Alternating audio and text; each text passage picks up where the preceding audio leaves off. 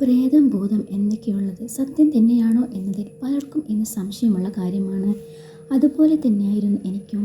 എന്നാൽ ചിലരുടെ അനുഭവസ്ഥത കേട്ടറിഞ്ഞപ്പോൾ അതിൽ എന്തൊക്കെയോ സത്യമുണ്ടെന്ന് എനിക്ക് തോന്നി. അനുഭവസ്ഥർ എന്ന് പറയുമ്പോൾ അതെൻ്റെ അച്ഛൻ തന്നെയാവുമ്പോൾ എനിക്ക് വിശ്വസിക്കാതിരിക്കാൻ കഴിയില്ലല്ലോ. ഇനി കഥയിലേക്ക് കടക്കാം. വർഷങ്ങൾക്ക് മുമ്പ് എന്ന് പറഞ്ഞാൽ എൻ്റെ അച്ഛൻ്റെ ചെറുപ്പകാലം. അച്ഛന് 18 വയസ്സ് കാണും.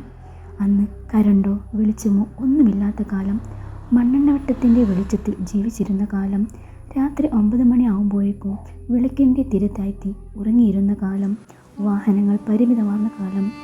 ഒരു ദിവസം അച്ഛനും അച്ഛൻ്റെ സുഹൃത്തുക്കളായ രഘുവും നജീബും സനിലും കൂടെ ചന്തയിലേക്ക് പോയി. കിലോമീറ്ററോളം നടന്നു വേണം പോവാൻ. 1-2 ജീപ്പുണ്ട്. 6 മണി കഴിഞ്ഞാൽ അതും ഇല്ല. മാത്രമല്ല ജീപ്പിന് കൊടുക്കാനുള്ള കാശും ഉണ്ടായിരുന്നില്ല. അങ്ങനെ അവർ ഏറെ വൈകിയാണ് തിരിച്ചു വന്നത്. സമയം രാത്രി 12 മണിയോടടുത്തിരിക്കുന്നു. വീട്ടിലേക്ക് എത്തുന്നതിൻ്റെ 1 കിലോമീറ്റർ മുമ്പായി അവർ 2 വഴിക്കായി തിരിയണം. അച്ഛനും നജീബും ഒരു വഴിക്കും രഘുവും സനിലും മറ്റൊരു വഴിക്കും. അങ്ങനെ അച്ഛനും നജീബും കൂടെ തമാശയും കഥയുമെല്ലാം പറഞ്ഞ് നടന്നു വരികയായിരുന്നു. ചെറു കുറ്റിക്കോടിലൂടെ വേണം വരാൻ. മാത്രമല്ല ഒരു ഇടുങ്ങിയ വഴിയായിരുന്നു. കഷ്ടിച്ച് 2 പേർക്ക് ഒരുമിച്ച് നടക്കാം.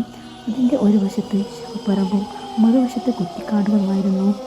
ഒന്ന് കൂപ്പി വിളിച്ചാൽ പോലും ആരും കേൾക്കില്ല. അന്നാണെങ്കിൽ ഒരു നിലാവ് പോലും ഉണ്ടായിരുന്നില്ല. അന്ന് ഇപ്പോഴത്തെ പോലെ ഫോണൊന്നും ഉള്ള കാലമല്ലല്ലോ.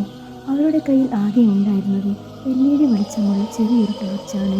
അതിൻ്റെ വെളിച്ചത്തിലാണ് അവർ നടക്കുന്നത്. പെട്ടെന്ന് അവർ ഒരു ചെറിയ കുട്ടിക്കാരിൽ നിറയെ കേട്ടു. അവർ ചുറ്റും നോക്കി. ഈ കുട്ടിക്കാട്ടിൽ എങ്ങനെയാ കുട്ടിയുടെ കരച്ചിലെന്ന് ചിന്തിച്ചു. അവർ പരസ്പരം പറഞ്ഞു, വല്ല കാട്ടുപൂച്ചയുമായിരിക്കും. അവർ വീണ്ടും മുന്നോട്ട് നടന്നു.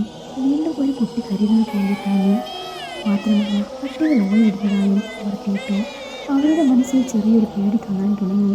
അവർ 2 പേരും കൈയും പിടിച്ച് ഓടാൻ തുടങ്ങി. അവരുടെ മുന്നിലേക്ക് പെട്ടെന്ന് ഒരു പൂച്ച കുറുകെ ചാടി. അവർ ശക്തമായി പേടിക്കാൻ തുടങ്ങി. അവർ വിളിക്കാൻ തുടങ്ങി. എന്നാൽ അവിടെ ഒരു മനുഷ്യക്കുഞ്ഞ് പോലും അവരുടെ ഉത്തരം നൽകാൻ ഉണ്ടായിരുന്നില്ല. അങ്ങനെ അവർ പേടിച്ച് വിളിച്ച് മുന്നോട്ട് ഓടിക്കൊണ്ടിരിക്കുമ്പോൾ ഒരു മരത്തിൽ ഒരു വെള്ളച്ചെരുവുള്ള എന്തോ ഒന്ന് തൂങ്ങിക്കിടക്കുന്നു. അത് മനുഷ്യൻ്റെ രൂപവും എന്നാൽ വലിയ ചിറകുകളും. അവർ പേടിച്ചിട്ട് ഒന്നും മിണ്ടാൻ പോലും കഴിയുന്നില്ല. അങ്ങനെ നജീബ് അത് കണ്ടതും ബോധം കെട്ട് വീണു. അച്ഛൻ എന്ത് ചെയ്യണമെന്നറിയാതെ പതറിപ്പോയി.